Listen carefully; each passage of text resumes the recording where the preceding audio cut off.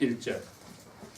예수님께서 세례 요한보다 많은 제자들을 삼으시고 세례를 주신다는 말을 바리새인들이 들은 것을 주님께서 아시고 예수님께서 친히 세례를 주신 것이 아니요 다만 그분의 제자들이 준 것이라. 주님께서 유대를 떠나 다시 갈릴리로 가시는데 주님께서 반드시 사마리아를 지나가셔야 하겠으므로 그때 주님께서 사마리아의 한 성읍 곧 야곱이 자기 아들 요셉에게 준 그 땅에서 가까운 수가라 하는 곳에 이르시니 거기에 야곱의 우물이 있더라. 예수님께서 여행에 피곤하셨기에 우물 위에 앉으셨더니 때는 제6시 낮 12시쯤 되었더라. 거기에 한 사마리아 여자가 물을 기르러 왔는데 예수님께서 그녀에게 말씀하시기를 내게 마실 물을 달라 하시니 이는 주님의 제자들이 먹을 것을 사러 성읍으로 들어갔기 때문이라.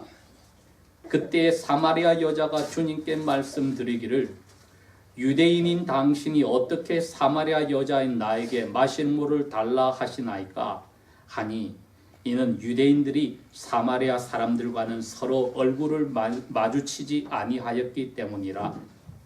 예수님께서 그녀에게 대답하여 말씀하시기를 만일 네가 하나님의 선물과 내게 마실 물을 달라고 구한 분이 누구인 줄 알았더라면 너는 그에게 구하였을 것이요 그가 너에게 생명물을 주었으리라 하시니 그 여자가 주님께 말씀드리기를 선생님은 물기를 그릇도 없고 이 우물은 깊은데 약 20m 정도 되는 70피트로 아주 깊은 우물입니다. 어디서 그 생명물을 얻겠나이까?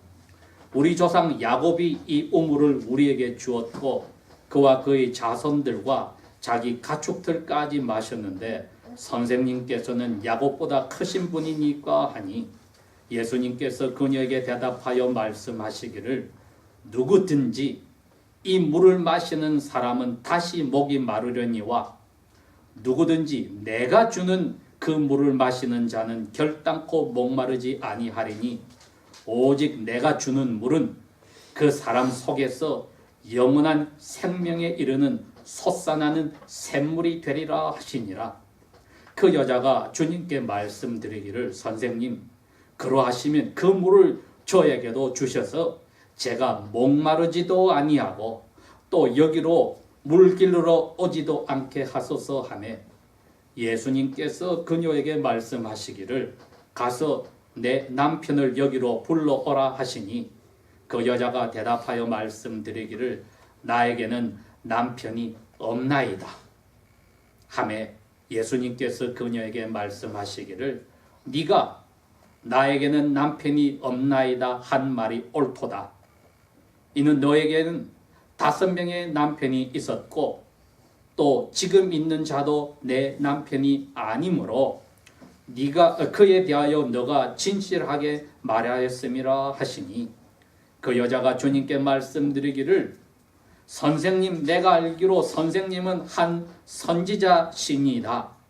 우리 조상들은 이 산에서 경배하였는데 유대인들 당신의 말은 사람들이 마땅히 경배 들어야 할 곳이 예루살렘에 있다고 하더이다 하니 예수님께서 그녀에게 말씀하시기를 여자여 나를 믿으라. 너희가 이 산에서도 말고 예루살렘서도 아닌 곳에서 아버지께 예배 드릴 때가 오느니라. 너희는 너희가 알지 못하는 것을 예배하지만 우리는 우리가 예배 드리는 분을 알고 있나니 이는 구원이 유대인들에게서 나오기 때문이라. 그러나 참되게 예배하는 자는 영과 진리 안에서 아버지께 예배할 때가 오나니 바로 지금이라. 아버지께서는 이렇게 자기에게 예배하는 자들을 찾으시느니라. 하나님은 영이시니 그분께 예배하는 자들은 반드시 영과 진리 안에서 그분께 예배할지니라 하시니 그 여자가 주님께 말씀드리기를 저는 그리스도라 하는 메시아께서 오실 것을 아나이다. 그분께서 오시면 우리에게 모든 것들을 말씀하여 풀어주시리라 하매 예수님께서 그녀에게 말씀하시기를 너와 말하고 있는 내가 바로 그니라 하시니라. 아멘. 예수님께서 세례 요한보다도 제자들이 많아졌다, 그렇게 이야기를 했습니다. 세례 요한은 예수님보다도 약 6개월 전에 유대 광야에서 하나님 나라가 가까웠으니 회개하고 그 왕으로 오실 분을 맞을 준비라고 외쳤습니다. 그리고 예수님 입으로 말씀하시기를 구약의 모든 선지자들 중에 여자의 아들로 태어난 사람 중에 세례 요한보다도 위대한 선지자가 없다고 증거를 하셨습니다. 그런데 이 세례 요한을 따르던 많은 제자들이 심지어 예수님의 제자가 된 안드레와 요한 같은 사람은 세례 요한의 제자였다가 세례 요한의 그 설교를 듣고 그 설교가 가르치는 하나님의 어린 양께서 요단강 쪽으로 오시니까 따라가서 예수님의 첫 번째 6명의 수제자 중에 2사람이 되기도 했습니다. 그런데 세례 요한은 자기가 직접 세례를 주었는데 오늘 보니까 세례 요한을 따르던 사람들이 세례 요한의 설교를 듣고 세례를 받고는 그야말로 준비된 대로 메시아 되시는 예수님에게 오기 시작하였습니다. 그러니 아예 처음부터 세례 요한을 따르지 않고 예수님에게 오는 사람들은 또 거기서 세례를 받는데 예수님의 제자들이 세례를 주었습니다. 이제는 확실해졌습니다. 세례 요한이 가르치던 사람이 바로 나사렛에서 온 예수다.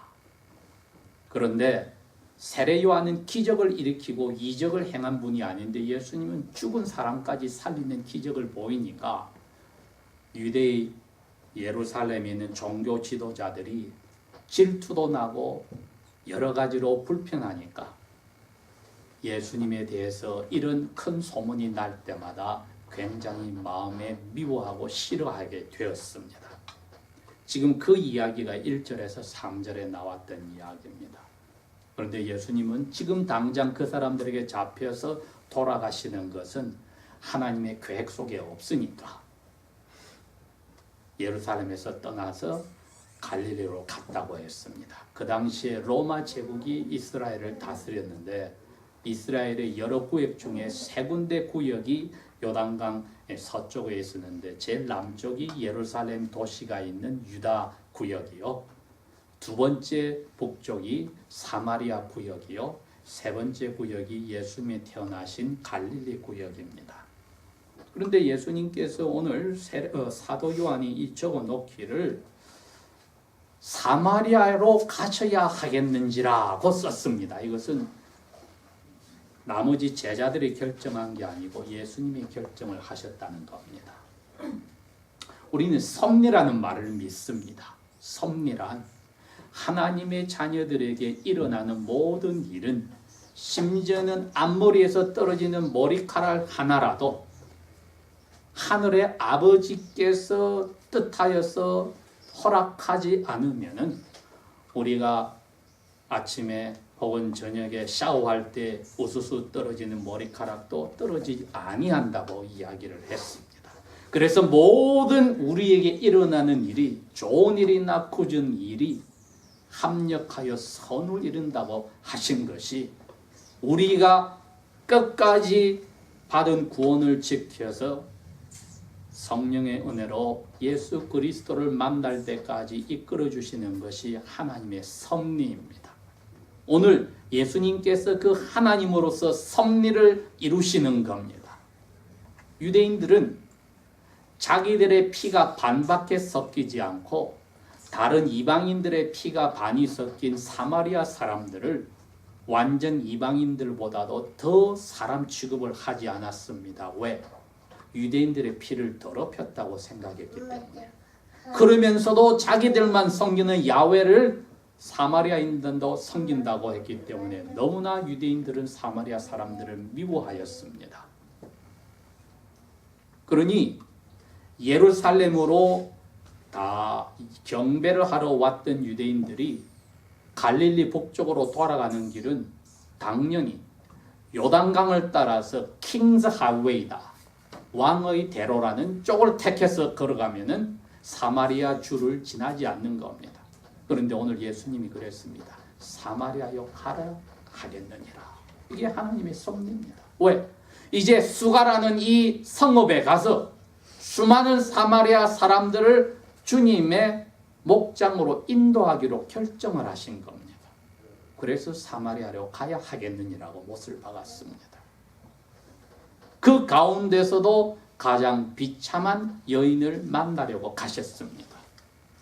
가셔서 우물가에 더워서 앉으셨다. 이제 낮 12시가 되었다고 했습니다. 낮 12시에 누가 우물가에 나옵니까? 아침나절과 저녁나절에 아낙네들이 물을 길러 나오는데 낮 12시에 가셔서 앉아 계시니 예수님의 섭리 속에는 이제 한 여자가 등장을 해야 합니다. 그런데 그 여자는 날마다 낮 12시에 물을 길러 오는 사람입니다. 왜? 동네 여자들을 만나기를 싫어하기 때문입니다. 사도 요한이 예수님이 살아계신 하나님의 아들이라는 것을 보이지 않는 아버지를 드러내는 분이라고 적어놓은 기록 중에 신기하게 요한복음에서만 2장에서도 3장에서도 오늘 읽은 4장에서도 결혼에 대해서 혼인에 대해서 계속 이야기를 하는데 오늘도 지금 그 문제를 딱 이야기를 하십니다. 이 여자분이 처녀 때부터 얼마나 결혼에 목매달렸는지 꿈이 많았습니다. 처녀 중에 결혼에 대해서 꿈이 없는 사람이 어디 있습니까?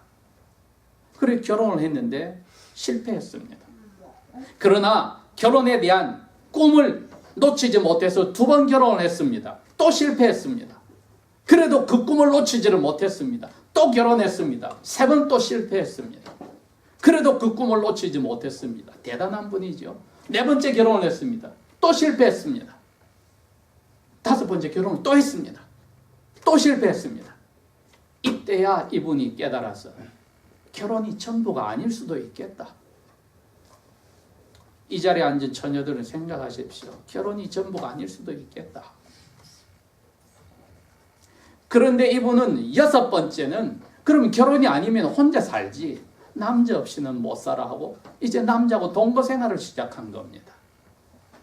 결혼의 환상은 깨어졌어도 남자하고 살겠다는 건 있으니 이분이 전도서에 말씀한 대로 하나님께서 사람의 영혼에 영원을 사모하는 것을 심어주셨는데 그것이 죽어가는 사람을 통해서 메꿔지지 않는데 목마른 사람이 바닷물을 마시듯이 자꾸 결혼에 목매다니까 더 목이 마르는 입장이 되니 다른 것으로 이분은 삶에 복될 수가 없는 것이었습니다. 당장 자기 동네에서 여자들하고 부딪히기 싫으니까 낮 12시에 아무도 없을 때에 물길로 나왔습니다. 왜? 목이 마르니까. 15절에 이분이 예수님께 고백을 했습니다. 당신이 말한 물을 주시면 제가 목말라서 여기에 물을 길러오지 않도록 해주십시오. 여기 와서 혹시라도 동네 아줌마들 만나는 거 저는 싫습니다. 여러분 이게 무슨 사람 사는 맛입니까? 피해 다녀야 되고 결혼의 환상이 깨진 데다가 남자분 살긴 살더라도 자기 혼자서 괴로움으로 인생을 살고 있으니 이분이야말로 예수님 보실 때는 내가 이 세상을 정죄하러 온 것이 아니요 죄인을 불러 구원하려 왔느니라는 그 대상에 딱 걸리지 않습니까?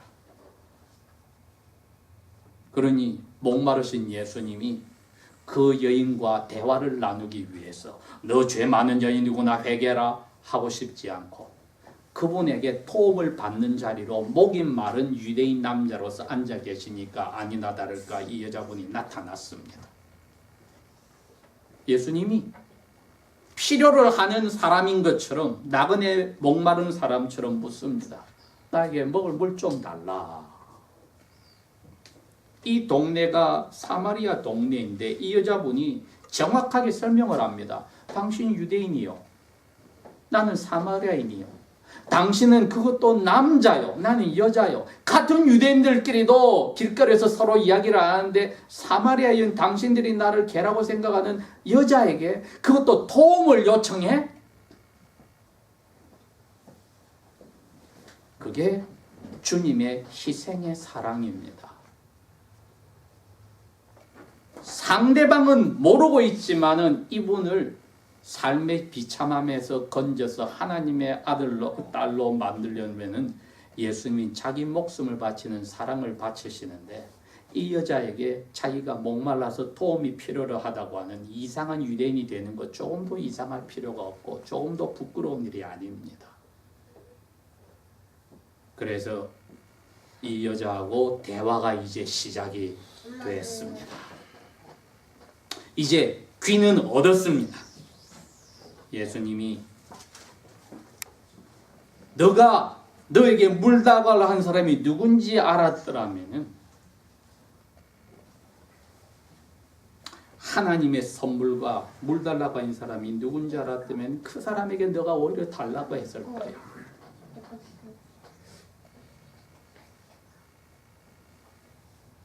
조금 전에 목마르다고 나한테 물을 달라고 했는데 선생님이 나한테 물을 줄 수 있다고요? 이 물이 우물물이 얼마나 깊은데요? 지금 그럽니다. 우리 조상 야곱 때부터 깊어가지고 모두 가축까지 담보하시는 물인데 지금 물을 기를 것도 없는데 갑자기 나보고 물 달라든지 당신이 선생님 나에게 물을 주신다고요? 그 무슨 물입니까? 우리 야곱보다도 더 훌륭한 분입니까 당신은? 두루박도 없고 아무것도 없는데 갑자기 목마르다는 분이 어떻게 이 물을 나에게 주신단 말입니까? 13절에 주님이 그럽니다. 여자여, 누구든지 이 우물에서 파서 물을 마시는 사람은 다시 목마를 거야. 그러나 누구든지 내가 주는 물을 마시면은 결코 목마르지 아니하리니 내가 주는 물은 그 사람 뱃속에 들어가면은 펑펑 솟아나는 영원한 생명에 이르는 샘물이 될 거야. 그러니 이 여자분은 지금 생명의 샘물은 전혀 귀에 안 들어옵니다. 뭐만 들어오냐? 다시 목마르지 않대. 다시 안 목마르면은 우물에 올 필요가 없어지지 않습니까? 그러니 이분이 답이 15절에 보십시다. 그 여자가 주님께 말씀드리기 선생님 그렇다면 그 물 저에게 주세요. 왜냐하면 1번 제가 목마르지도 않고 그러면 여기에 물길로 오지도 않게 하여 주십시오. 자기의 비참함을 그대로 드러내놓은 겁니다. 다른 동네 아낙들이야 가족을 생각하고 와서 수다 떨기 위해서 저녁에 우물 길러 오는 것은 재미있는 일이지만 이 자분은 대낮에 몰래 우물 길러 오는 사람은 차라리 목이 안 마르더라면 내가 여기 안 와도 되는데 이게 어찌 사람 사는 모습입니까마는 예수님이 보실 때는 하나님의 딸이 될 수 있는 자기의 비참함 속에 빠져있는 모습이니 아름답게 보인 겁니다. 그래 16절에 예수님께서 그녀에게 말씀하시기를 이게 두 번째 직격탄입니다. 너 남편 데려와. 저 자신이나 우리들이 기도할 때 저는 죄인입니다 기도하고 찬송 부를 때 저 같은 죄인 살려주셔서 감사합니다 기도하지만은 제가 여러분 적에 신방 가서 당신 죄인이니 회개하시오 하면 기분 나쁘지요? 입으로 말은 못해도 옆에 사람들이 이 죄 진 거 제가 당신을 위해서 기도하고 용서해 주겠습니다. 기분 나쁘지요? 여자분에게 자기 제일 건드리지 말아야 본 예수님이 건드리는 거예요. 너 남편 데려와. 자기를 배반한 5 남편이 있어서 이제 지긋지긋해서 이제는 보이프렌드하고 사는데 남편 왜 지나간 남편 이야기를 꺼내냐 이겁니다. 제일 자기가 듣기 싫은 이야기가 그 이야기인데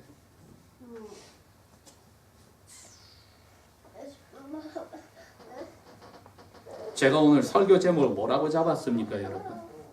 하나님의 말씀 앞에서 우리가 정직합니까?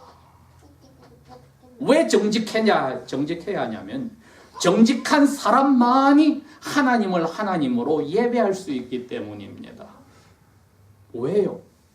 우리는 잘 먹고 잘 살라고 하나님 만드신 게 아니라 하나님하고 끝없이 즐겁게 지내라고 만드셨기 때문에 그게 예배의 삶입니다. 우리가 잠을 자든 뭐를 하든 우리 몸과 뇌는 하나님과 교통하고 예배를 하고 사는 겁니다. 성령께서 하나님 아버지와 우리 사이를 연결해 주고 있는 겁니다. 그러면은 그러한 사람이 만나서 부부가 되고 가족을 이루고 자녀들이 태어나고 그 자녀들이 자라서 하나님을 받아들이게 되면 그 가족은 하나님 나라가 있는 겁니다. 왜? 대화 속에서나 관계 속에서 하나님이 주인으로 계시니 하나님이 만든 사람 본연의 자세로서 예배하는 아름다운 가족이요, 부모와 자녀의 관계예요. 가족 구성원의 관계입니다. 예수님이 그것을 하겠다는 겁니다. 그러한 에덴 동산을 각 가정마다 만들겠다는 겁니다. 이 여자분에게도 이제 그 에덴 동산을 영혼 속에 만들겠다는 겁니다. 그러려면은 아담과 그의 아내가 죄를 지어서 숨었듯이 지금 숨어가 있는데 자기 그 죄를 고백하는 일이 필요한데 네 남편 데려와라 하니까 입으로 이야기하면 저 남편 없습니다. 예수님이 이제야 정확하게 말씀을 하십니다. 네가 나에게는 남편이 없다이다 한 말이 맞구나. 이건 참 다행입니다. 이분이 얼마나 틀린 일을 많이 했는데 남편 없습니다 한 게 맞았어요. 그 다음에 18절에 이럽니다. 너에게 과거에 엑스 허즈번이 5명이나 있었지. 지금 너 있는 사람 네 남편도 아니지. 동거생활하는 보이프렌이지. 그래서 너가 그에게 내 남편이 없다고 그 남자를 정확하게 표현한 거 참된 말이다. 예수님이 2번이나 이 여자가 올바르다, 참되다고 강조를 하셨습니다. 이것이 정직을 하나님 앞에서 말씀을 들었을 때 하나님인 줄도 모르지만은 자기 자신의 상태를 그대로 드러낸 것을 숨기지 않고 받아낸 분에게 하신 말씀입니다. 그게 이 여자는 부끄러웠는데 죄지요. 자기 입으로 고백을 했습니다. 정직해졌습니다. 우리가 하나님 말씀을 들을 때나 눈으로 볼 때나 생각할 때에 말씀이 우리를 자꾸 거울처럼 비춰주면은 우리가 자꾸 자기 방어를 할 게 아니고 변명할 게 아니라 정직해야 하는 겁니다. 예수님이 우리에게 그거를 원하십니다. 그게 참된 예배자의 모습이기 때문입니다. 왜? 우리 영혼의 영과 진리로서만 예배하는 것을 하나님이 영으로서 받으시니까 겉으로 인척하는 것은 인정 안 한다는 것입니다. 19절. 그런데 이 여자분은 우리와 똑같이 어떻게 하든지 자기의 부족한 것을 숨기려고 발버둥 치는데 우리 애들이 좀 머리가 돌아가면 쓰는 작전이 19절입니다. 선생님, 내가 알기로 선생님이 선지자네요. 내 과거를 꿰뚫어 보네요. 하고 띄워놓고는 20절에 이럽니다. 우리 조상들이 이 산, 그게 게라심 산인데 자기들이 성산이라고 합니다. 게라심 산에서 예배하는데 이 당신 유대인들은 말하기로는 마땅히 예배는 저기 예루살렘 모리아 산에 가서 하라고 한다며요. 아니 지금 자기 과거에 남편이 있었고 지금 동거생활하는 이야기를 꺼내는데 왜 갑자기 예배 이야기를 돌립니까? 이게 더 이상 이 이야기는 안 하고 싶으니까 애들이 머리 자라서 엄마 아빠가 야단치면은 화제를 싹 바꿔버리잖아요. 지금 그렇게 한 겁니다. 이분. 연수가 찔리는 게 있어? 왜? 가리고 싶으니까. 안 그래도 아파 죽겠는데 지금 예수님 소금 뿌리잖아요. 21절 예수님께서 그녀에게 말씀하시기를 여자여 내 믿어라. 너희가 이 게라심 산에서도 안 되고 모리아 산이 있는 예루살렘에서도 아닌 곳에서 아버지께 예배할 때가 오는데 지금이 바로 그때다.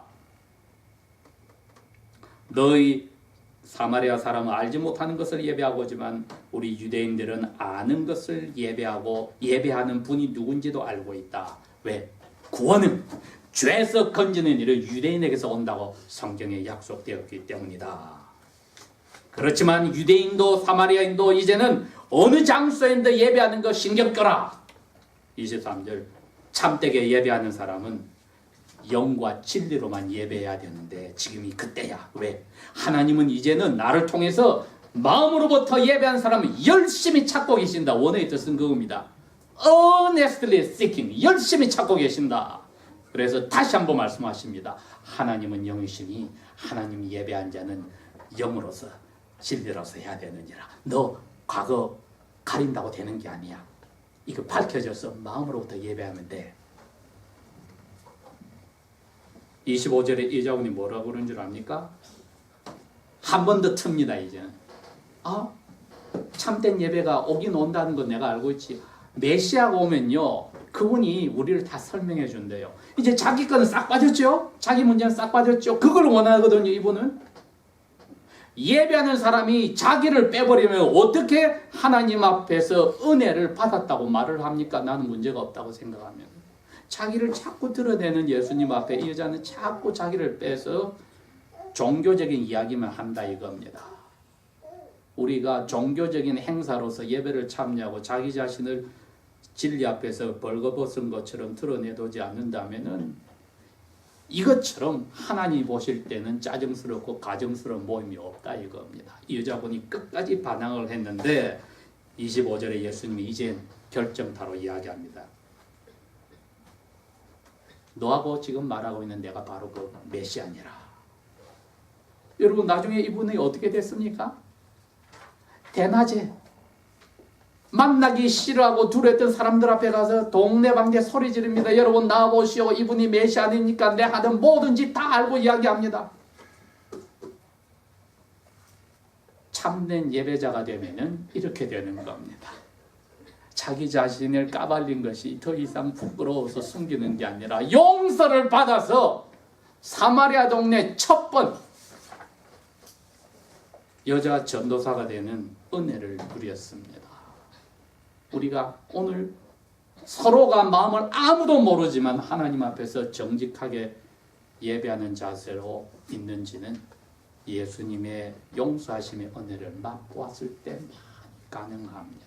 이것이 날마다의 우리 삶에서도 있어야 되고 공적으로 예배하는 자리도 있다면은 성령께서 하나님 나라의 백성으로 사는 저희들에게 아버지께서 하늘에 준비한 하늘의 복으로서 가득 채워주시는 겁니다. 못 받았다면 우리가 아직 못 인체하는 위선자로 있기 때문에 부정직하여서 못 받은 것이니 하나님 핑계를 할 수 없을 것입니다. 기도하겠습니다.